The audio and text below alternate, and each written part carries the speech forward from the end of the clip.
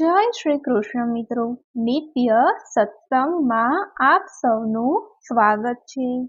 આજે આપણે સાંભળીશું મહાન કવિ પ્રેમાનંદ કૃત સ્વર્ગની નિસરણી। જો આ વિડીયો તમને પસંદ પડે તો લાઈક અને શેર કરી ચેનલને સબસ્ક્રાઇબ જરૂરથી કરજો। આ સ્વર્ગની નિસરણીમાં કવિ પ્રેમાનંદે સ્વર્ગ જવા માટે 7 પગથિયા ચડવાના હોય છે। આ 7 પગથિયામાં શું થાય છે તેનું સુંદર મજાનું વર્ણન કરેલું છે। જીવ જ્યારે પૃથ્વી પર જન્મ લે છે ત્યારથી તે સ્વર્ગ જવાની ઈચ્છા ધરાવતો હોય છે। સ્વર્ગ જવા માટે દાન, તપ, ધર્મ, વ્રત ઘણું બધું કરતા હોય છે કે જેનાથી કરી પુણ્ય એકઠું થાય અને પુણ્યના બળે સ્વર્ગ પ્રાપ્ત થાય। તથા જે લોકો પોતાના જીવનકાળ દરમિયાન દાન, ધર્મ, તપ, વ્રત, ઉપવાસ કે કંઈ નથી કરતા તે લોકો સાથે નર્કમાં શું થાય છે તેનું પણ સુંદર મજાનું વર્ણન આ આખ્યાનમાં કરેલું છે। તો હવે આપણે સાંભળીએ કવિ પ્રેમાનંદ કૃત સ્વર્ગની નિસરણી। ધન રે આજ ધારણ ધર્યા, દયા કરીને મંદિર આવે રે રામ। ધર્મરાજ ધરમપુરી બેઠા, વૈષ્ણવની વાર્તા કરે રામ। પાપી પાખંડીને બાંધી લાવો, વૈષ્ણવની રક્ષા કરજો રે રામ। એમ કરીને 4 જમણા રે ચાલ્યા, મૃત્યુ લોકમાં આવ્યા રે રામ। પાપી પાખંડીને કેમ ઓળખીએ, વૈષ્ણવજન કેમ ઓળખીએ રે રામ। એમ કરીને 4 જમણા રે ચાલ્યા, મૃત્યુ લોકમાં આવ્યા રે રામ। સવારના પહોરમાં નહાવું ને ધોવું, પુણ્ય દાન કંઈ કરવા રે રામ। એ ધાણીને વૈષ્ણવને જાણવા, પાપી ચંડાળને બાંધી લાવો રે રામ। એમ કરીને 4 જમણા રે ચાલ્યા, રાજાના મહેલમાં બેઠા રે રામ। પહેલો કહે હું તાવ જ થઈશ, રાજાના હાડમાં પેસું રે રામ। બીજો રે કહે હું વૈદ જ થઈશ, રાજાની નાડ જોવું રે રામ। ત્રીજો કહે હું તો જોશી રે થઈશ, રાજાના જોશ જોવું રે રામ। ચોથો કહે હું તો શેઠિયો થઈશ, બજારે હાડ કાઢી બેસું રે રામ। એમ કહી 4 જમણા રે ચાલ્યા, રાજાની મહેલે બેઠા રે રામ। રાણીની દાસી તો વૈદ પોકારે, રાજ્યના વૈદ બોલાવો રે રામ। મંછારામ વૈદ તમે અહીં જ આવો, રાજાની નાડી જુઓ રે રામ। તાવ જ તર્યો ને એકાંતર્યો, ચોથિયો આવ્યો છે રે રામ।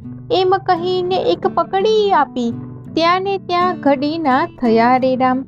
સગા વહાલા સર્વે ટોળે થઈ બેઠા, અંતરના સગા સોડમાં બેઠા રે રામ। જીવ જતા એનો કોઈ ન ચાલ્યો, પલકમાં જ દેહ પડ્યો રે રામ। લીલુડા વાસની પાલખી બંધાવો, ઊંચકનારા એની 4 રે રામ। 4 જણા એની સાથે ચાલે, પુરુષે પાલખી લીધી છે રામ। ચકલા સુધી એને સર્વ વળાવે, વહાલા વળાવી પાછા વળે રે રામ। પાછું વળીને પ્રાણી શુરે જુઓ છું, ક્યારે ગયા સગા વહાલા રે રામ। વહાલા સગા રે તારા પાછા રે વળ્યા, વહાલી તે ધન કેરી કાઢી રે રામ। પહેલે પગથિયે પ્રાણી જેમ તેમ ચઢ્યો, બીજે પગથિયે ભાલા દીઠા રે રામ। આ રે ભાલામાં હવે કેમ રે ચલાશે, હવે તો શી ગતિ થાશે રે રામ। ભાલા દેખીને પ્રાણી થરથર કંપ્યો, ડુસકે ડુસકે રોવા બેઠો રે રામ। ભલે જમણો જીવનને ફરી ફરી પૂછે, શું કર્યા છે પુણ્ય ને દાન રે રામ। નથી કર્યા મેં તો પુણ્ય અને દાન કંઈ, દયાનો માર્ગ ભૂલી ગયો રે રામ। હવે રે શું જાણું આગળ વિપતો પડશે, જમણા તો મારા ઘણો મારે રે રામ। લોઢાની ગેડીઓ વતી પ્રાણીને મારે, બરડાને બૂમ મારે રે રામ। બીજે પગથિયે પ્રાણી જેમ તેમ ચઢ્યો, ત્રીજે પગથિયે ગોખરું દીધા રે રામ। આ રે ગોખરુમાં હવે કેમ રે ચલાશે, હવે તો શી ગતિ થશે રે રામ। જોરે જોડાના દાન કર્યા હોય તો પ્રાણીને પાર ઉતારો રે રામ।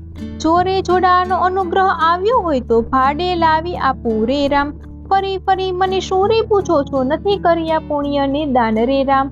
ભલા તે જમડાને દયા રે આવી, જૂનો જોડો એને આપ્યો રે રામ। ભૂંડા જમડાની નજરે પડ્યો તો ઘોલો મારી ખુશી લીધો રે રામ। દેવના ચોર કહે તે શું કીધું, ઉત્તમ દેહી તમને આપી રે રામ। ફરી ફરી મનખો હવે નહીં આવે, લક્ષ 84માં પડ્યો રે રામ। ત્રીજે પગથિયે પ્રાણી જેમ તેમ ચઢ્યો, ચોથે પગથિયે ભૂખ લાગી રે રામ।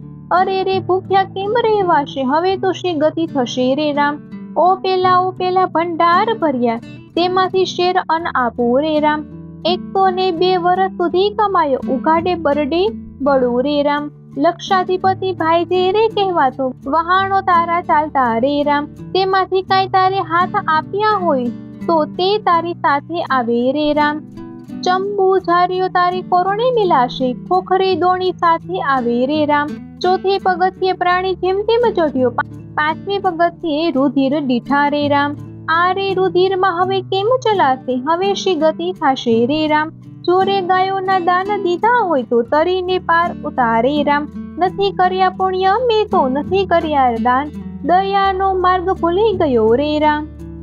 પાંચમી પગથિયે પ્રાણી જેમ તેમ ચઢ્યો, છઠ્ઠે પગથિયે થંભ દીધા રે રામ. આ રે થંભે પ્રાણની પાત પીડાવી, અડધો બળ્યો ને અડધો રહ્યો રે રામ. ભાઈ રે વિમાન તારા ઊભા રાખ, તે તો શા કર્યા પુણ્ય દાન રે રામ. ઉનાળે જેને પરબો મંડાવી, ચોમાસે આપ્યા વિશ્રામ ઠામ રે રામ. શિયાળે ડગલાની ટોપીઓ, ભૂખ્યાને ભોજન આપ્યા રે રામ. બ્રાહ્મણ જનોને જેને સિધારી આપ્યા, તેને પુણ્ય વિમાન મળ્યા રે રામ. છઠ્ઠે પગથિયે પ્રાણી જેમ તેમ ચઢ્યો, સાતમે પગથિયે કુંડ દીઠા રે રામ. ચોરે બેથી જેને ચાડીઓ કીધી, જૂઠી સાખ્યો ઘણી પૂરી રે રામ. આ રે પ્રાણીને પેલા કુંડમાં નાખો, એને દિશી ગતિ થશે રે રામ. કાન ખજૂરાયના કાનમાં પેશે, હાડિયા આંખો કોચે રે રામ. સ્વર્ગની નિસરણી 7 પગથિયા, ગાય શીખે ને જે કોઈ સુણે રે રામ. ભટ્ટ પ્રેમાનંદ એમ જ કહે છે, વૈકુંઠે તેનો વાસ રે રામ. ઇતિ શ્રી પ્રેમાનંદ કૃત સ્વર્ગની નિસરણી આખ્યાન સમાપ્ત. ઓમ તત્સત. મિત્રો, આ હતું સ્વર્ગની નિસરણીનું આખ્યાન મહાન કવિ પ્રેમાનંદ કૃત. આ આખ્યાનમાં જ્યારે જમણાઓ જીવને લેવા આવે છે ત્યારે જીવની શું ગતિ થાય છે અને સ્વર્ગમાં જતા જતા કેવી યાતનાઓ ભોગવવી પડે છે તેનું સંપૂર્ણ વર્ણન આ આખ્યાનમાં થયેલું છે. આ આખ્યાનમાં કવિ પ્રેમાનંદ એવું કહેવા માંગે છે કે જો દાન ધર્મ કર્મ તપ કર્યા હોય તો જ સ્વર્ગ મળે છે, નહીતર નર્કના કુંડમાં જવું પડે છે. મિત્રો, જો આ માહિતી તમને પસંદ પડી હોય તો વિડીયોને લાઈક અને શેર કરી ચેનલને સબસ્ક્રાઇબ જરૂરથી કરજો. જય શ્રી કૃષ્ણ.